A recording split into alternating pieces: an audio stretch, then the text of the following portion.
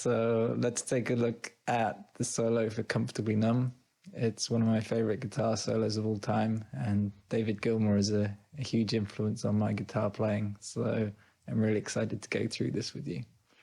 I'm not going to do this note for note because one of the mistakes that I made when I was first learning guitar was just to try and memorize numbers without really understanding the underlying principles, the shapes that they were made of. So I'm just going to show you the shapes, and then you can either figure it out for yourself by ear, or you can look at the tab and at least you'll know where these shapes are coming from, and it won't be just rote memorization. So the solo for Comfortably Numb revolves around the B minor pentatonic scale. Now the pentatonic scale runs all the way up and down the fretboard of the guitar and has different shapes depending on where on the fretboard you're starting from. So the most common shape for the pentatonic, or the most commonly used shape for B minor, if that's your B minor chord with the E minor shape, then what we call the first position pentatonic would be 7-10, 7-9, 7-9, 7-9, 7-10, 7-10. So a lot of the solo revolves around this shape, but it also spills into its neighbours. So the neighbour going up the fretboard is the second position pentatonic. Now these shapes, they all connect together, so where one stops, the next one starts. So our first position was 7-10. So the second position starts on that 10, then goes 10-12, and it's 12 because that's equivalent to the 7 on the A string. So it's all the same notes but just in different positions. So if we were to work that all the way up the fretboard, or all the way up the scale, you'd have 10-12, 9-12, 9-12, 9-11, 10-12, 10-12.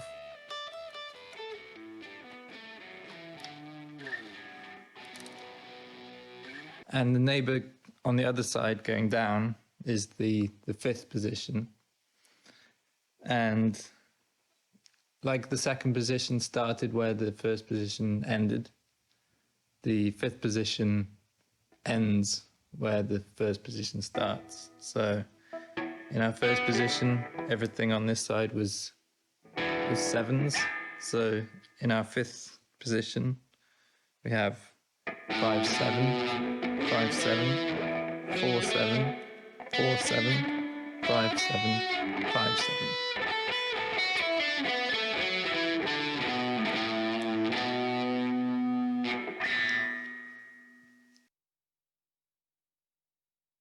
So the majority of the Comfortably Numb solo is built around those three shapes. We start in the first position shape.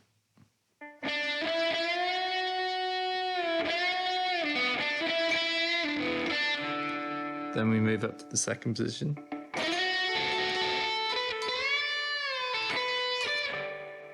Back down to the first.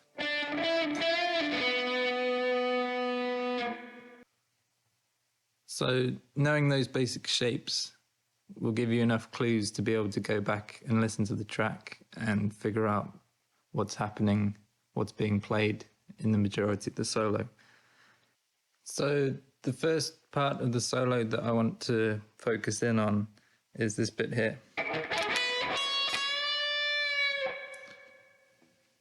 So we have what's called a rake, where what you're doing is you're resting the side of your hand along the guitar strings, so you just get this muted sound.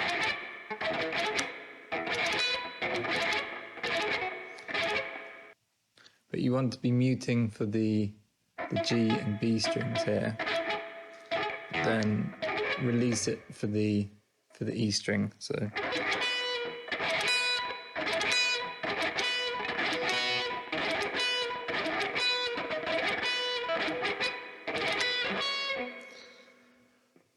And then once you've done that, we move on to the ninth fret on the high E string, which isn't actually part of the pentatonic scale, but it's part of the B minor full scale. So that would be...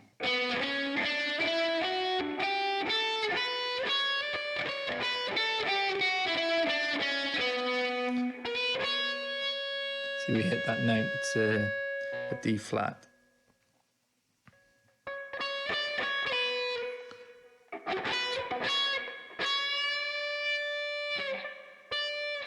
So then we hit it and bend it up to the same value as that D, which is part of the scale.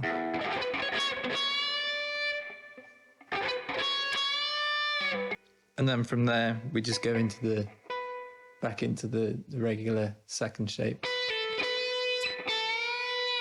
And we're bending that 10th fret up to the sound of the 12th. Okay, so the next bit that I want to show you, it's actually going backwards very slightly. It's this bit here.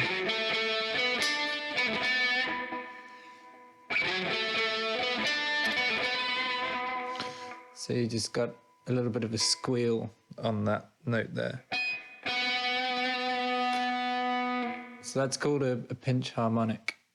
And the way that most teachers will teach you to do it is basically you have to hold your pick. So you've got a tiny bit of your pick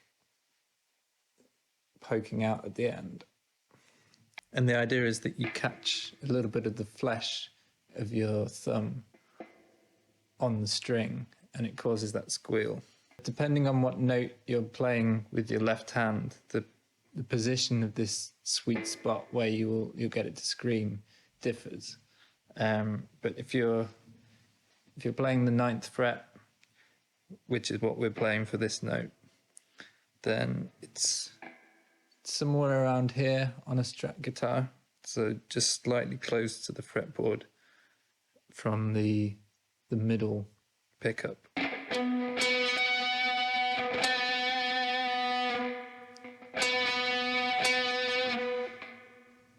So when I was younger, I struggled to get that technique with the thumb. So I kind of created a little bit of a cheat method where I actually poke my pinky finger out and have that resting on the place, and then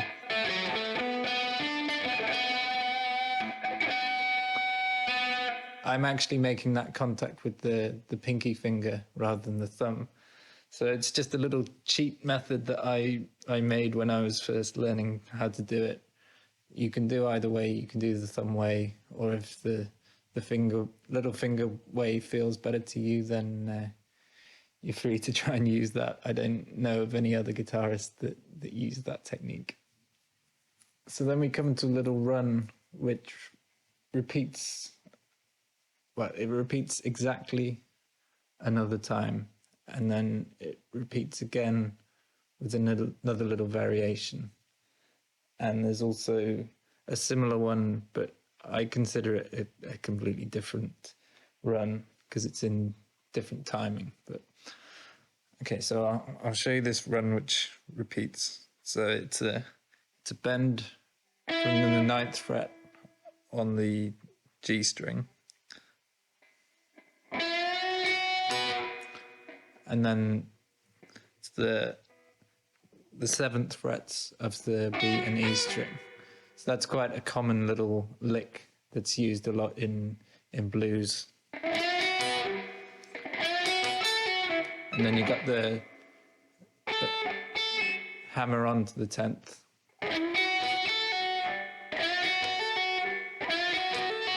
And then pull off back to the 7th. And then there's 2 little bends, very quick bends, again on the 9th fret of the G string. And then it goes straight from that bend down to the 7th fret. So then it's basically just a a descent down the pentatonic scale in that first shape. There is one note which isn't part of the pentatonic scale, but it's part of the blues pentatonic scale, and it's called the blue note.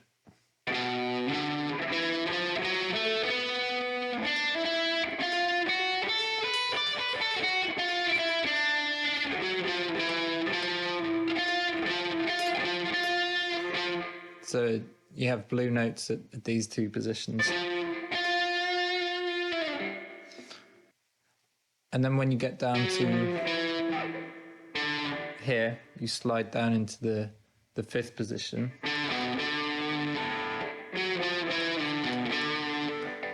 You can either just slide into that fifth fret, or I prefer to actually pick the string at the same time. I just feel it gives it a little bit more body.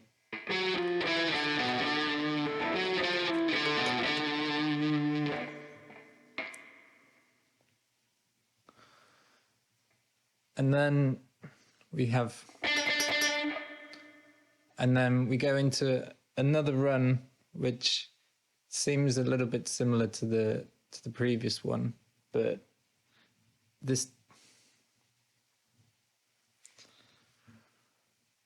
So I just want to talk a little bit about timing of that solo. So I just want to talk a little bit about timing of that little run. So when you're going down the scale, it's in triplets. So what that means is that you have three notes taking up the space of what would be considered an eighth note. And so logically, 6 notes will take up a quarter beat. So you're 1, 2, 3, 4, 1, 2, 3, 4. So each one of those will have 6 notes within them. So I'm playing this with a metronome now at 40 BPM, which is about 2/3 of the original speed.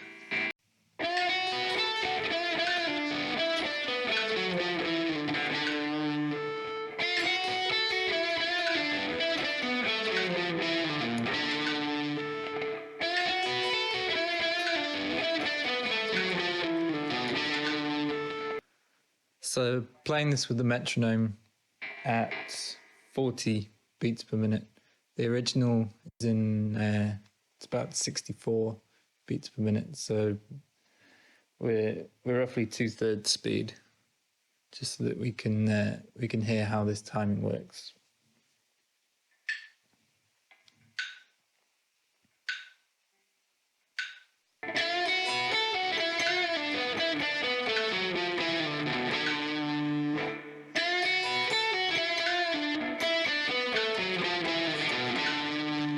So now we have another little run, which this time, rather than being a sort of constant stream of triplets, it's bunches of 16ths and 32ths, 30 seconds. So you have 2 16ths, 2 30 seconds, and a 16th in each group. So what that sounds like is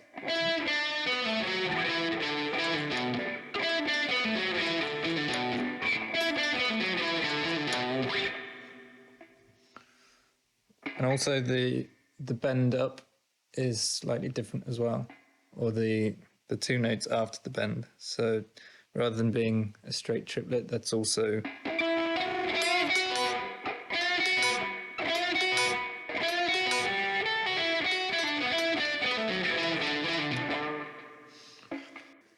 and then from there it's all fairly standard pentatonic.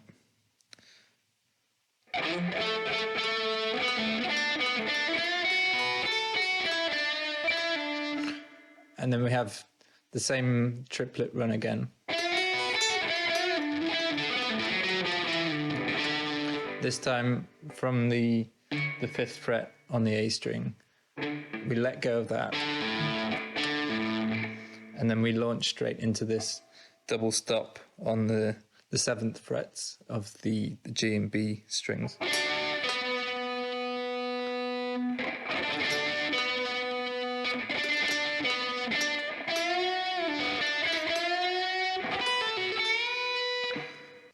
And then we have another triplet run, but this time the pattern is slightly different.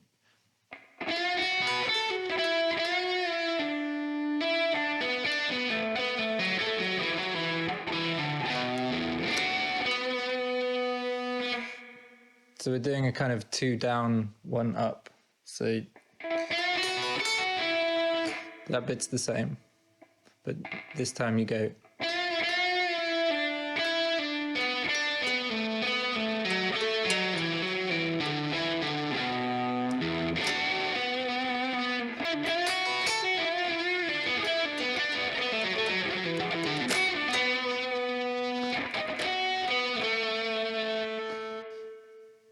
And then we have another sort of double stop on the 7th down to the 9th.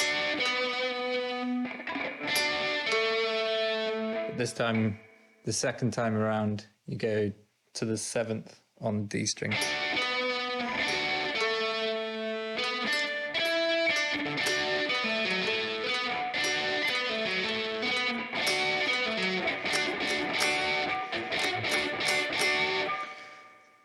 So this bit, I like to make it kind of loose and a bit dirty. So I do a lot of kind of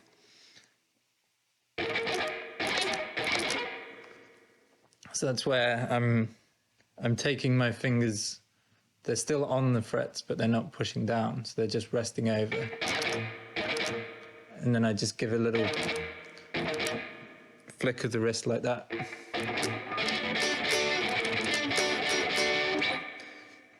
Just makes it sound more rhythmic and kind of dirty, which I like. And then from there we launch into the high bit. So that's the 19th fret, which, if you know your maths, is 12 plus 7. So that's the same note as the 7th here. And just as before we had, here we have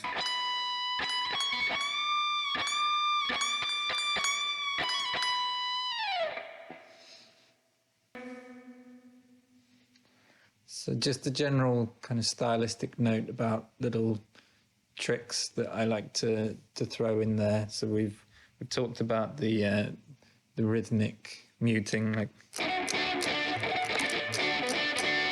and the rakes.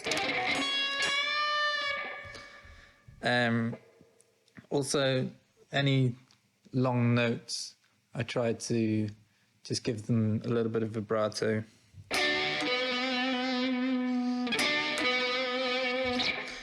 And I like to throw little slides in and out of things. So we have like,